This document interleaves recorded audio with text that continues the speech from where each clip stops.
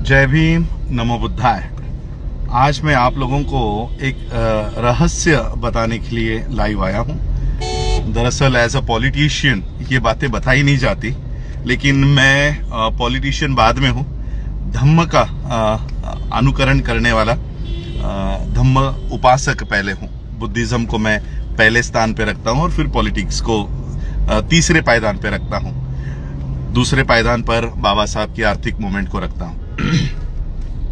Washington DC में राहुल गांधी जी ने आरक्षण को लेकर जो बयान दिया, उस बयान के बाद कई सारे लोगों ने, चाहे वो मायावती जी हो या महाराष्ट्र में कुछ नेताओं ने, उसका विरोध करने का काम भी यहाँ पे अभी शुरू हो चुका है।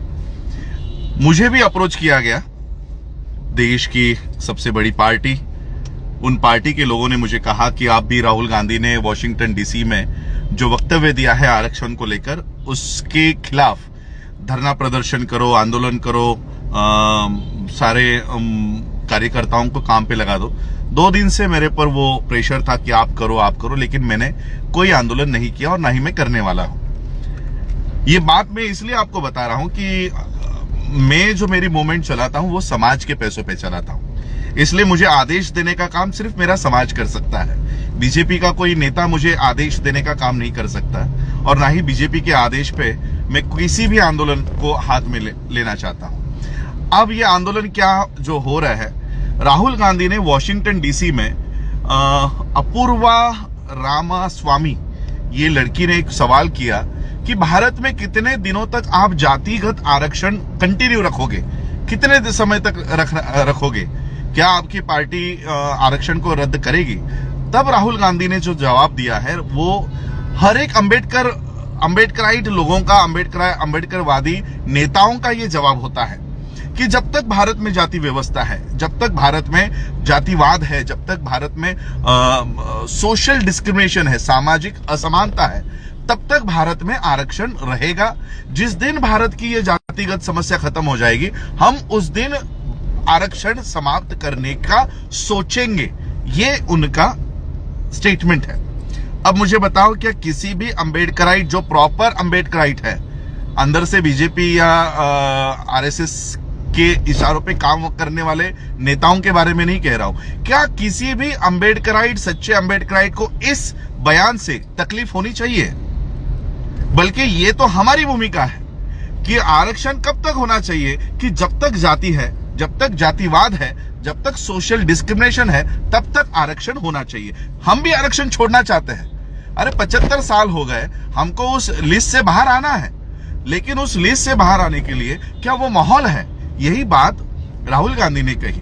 इसलिए मैं कोई राहुल गांधी का समर्थक नहीं हूं, न ही मैं कांग्रेस का कोई समर्थक हूं, लेकिन इस बात के ऊपर राहुल गांधी का किस वजह से हम लोग विरोध करें?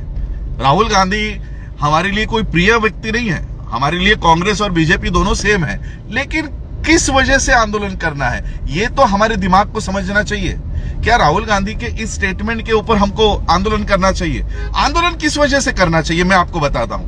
आज जो लोग राहुल गांधी ने वॉशिंगटन डीसी में आरक्षण को लेकर दिए गए इस बयान के ऊपर अगर आंदोलन कर रहे हैं, तो मैं उन लोगों को कहना चाहता हूं कि कल नरेंद्र मोदी, इस देश का प्रधानमंत्री, चीफ जस्टिस ऑफ इंडिया के घर पर गया, गणेश जी के आरती के लिए गया।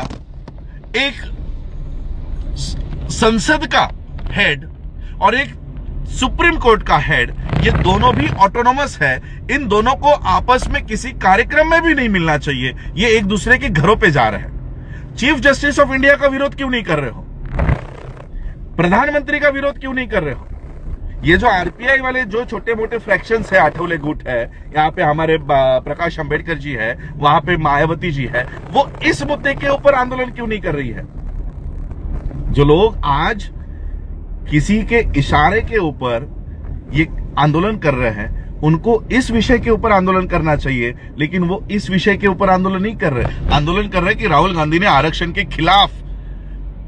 खिलाफ उन्होंने बयान दिया है। बल्कि मुझे तो लगता है वो आरक्षण के खिलाफ नहीं, आरक्षण के समर्थन में उन्होंने ये बयान दिया है। उनके पर्सनल राय या अंदर से हिडन एजेंडा कुछ भी होने दो, लेकिन जो आज ये उनका इंटरव्यू यूट्यूब के ऊपर है। किसी लोगों को इंग्लिश नहीं समझ में आता तो प्रांतिक भाषाओं में भी उसको अनुवाद किया गया है, हिंदी में अनुवाद किया गया है, मराठी में अनुवाद किया है, यूट्यूब के ऊपर वो अवेलेबल है। हमें तो राहुल गांधी ने जो भूमिका ली, ये भूमिका हमारी सबकी है और इसलिए मैं इस आंदोलन को ना तो समर्थन करता हूं, ना तो मैं ये आंदोलन कभी ऐसा वाला आंदोलन छेड़ूंगा जहां पर मैं तो कहता हूं कि हम लोगों को, देश के सभी लोगों को इकट्ठा होना चाहिए नरेंद्र मोदी के खिलाफ और chief justice of India Chandrachud के खिलाफ, कि ये दो इंस्टीट्यूट के हेड जो ऑटोनोमस बॉडीज है वो आपस में मिल नहीं सकती। वो एक दूसरे के घरों पे जाके, अगर घर पे, मैं एक एजुकेशन से जुड़ा हुआ इंसान हूं, मैं आपको एक उदाहरण देना चाहता हूं कि बोर्ड के एग्जाम में जिस टीचर का, जिस प्रोफेसर का जो करेक्शंस के लिए, पेपर चेकिंग के लिए होते हैं, उसको पहले पूछा जाता है कि तेरा बच्चा तो एग्जाम्स के लिए नहीं बैठा था ना, तेरे घर का कोई नेफ्यू, तेरा कोई भांजा भतीजा तो एग्जाम के लिए नहीं बैठा था ना।